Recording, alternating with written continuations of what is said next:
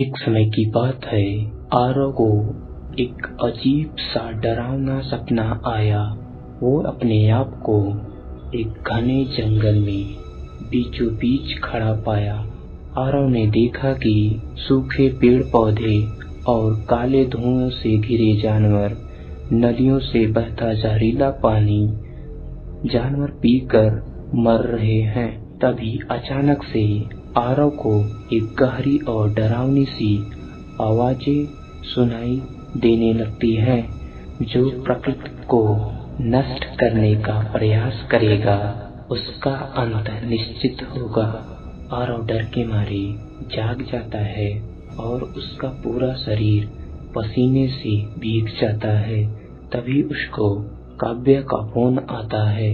काव्या ने आरव को कहा, मैं पास के गांव में जाकर पूछती हूँ कि नदी में इतना ज्यादा कचरा और नदी अचानक से कैसे सूख गई है।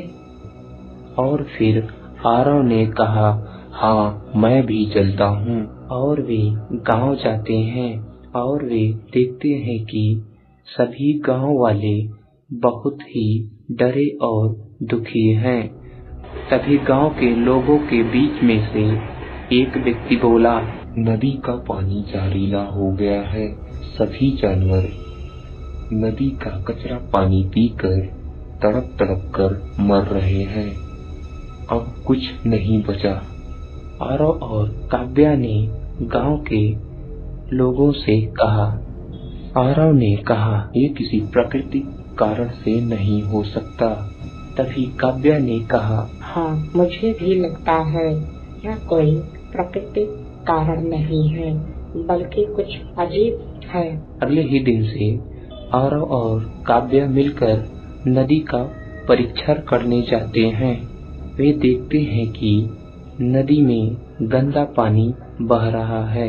अब अंधेरी रात में आरव और काव्या मिलकर नदी के किनारे रिकॉर्डिंग करते हैं और नदी में अचानक से हलचल होती है। नदी में डूबते हुए चेहरे का दृश्य दिखाई देता है। नदी से अचानक से एक गहरी सी आवाज आई,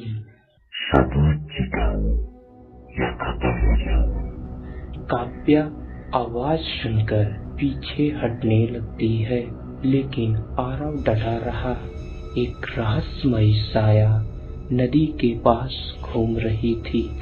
अब आरव और काव्या के कानों में वही रहस्यमयी आवाजें गूंज रही थी। वे दोनों सबूत जुटाने अगले ही दिन से आरव और काव्या एक केमिकल प्लांट में पहुंचते हैं और उनका सामना केमिकल प्लांट के मालिक से हुआ, जिसका नाम विक्रम था।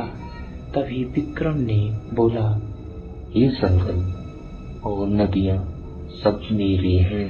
थोड़े से कचरे नदी में फेंक देने से कुछ नहीं होगा।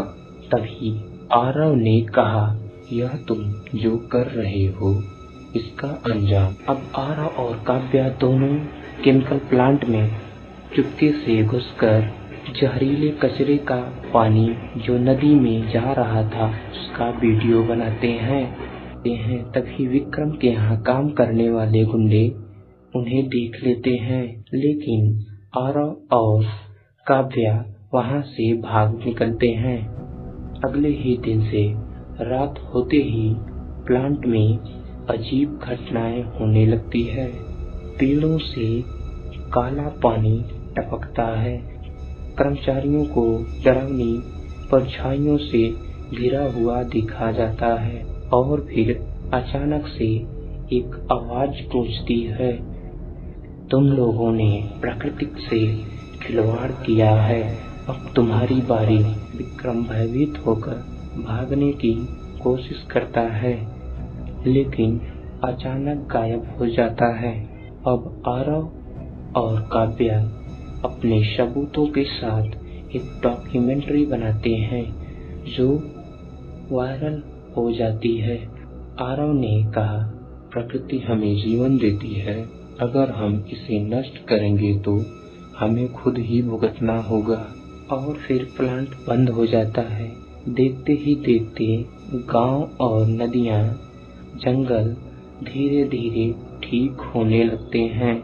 गांव के ऊपर से प्रकोप की परछाई गुजरती रहती है, मानो चेतावनी दे रही हो, प्रकृति हमारी माँ है, इसका सम्मान करें, अन्यथा विनाश निश्चित है।